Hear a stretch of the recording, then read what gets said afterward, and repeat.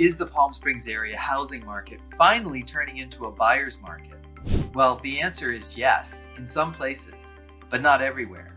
The April numbers show that the market is softer, more selective, and much more local than the headlines would suggest. Hi, I'm Will Cook of the Will Cook Group. Welcome back to my video blog.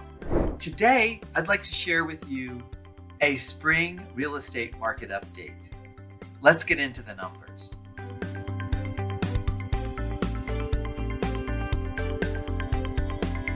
Let's start with demand.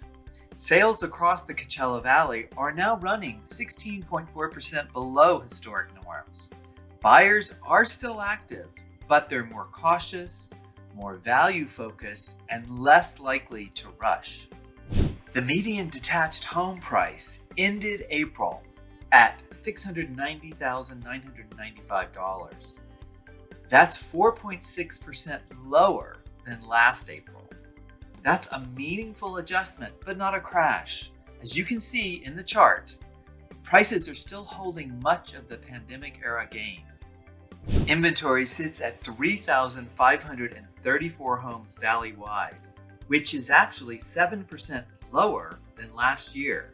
So while buyers have choices, we're not flooded with inventory, which is a good thing. Pricing by city is where it gets interesting.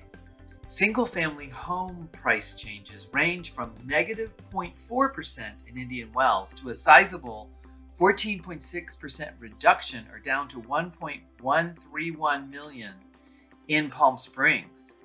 Attached or condo homes range from up 3.7% in Indian Wells to down a whopping 21.2% in Desert Hot Springs.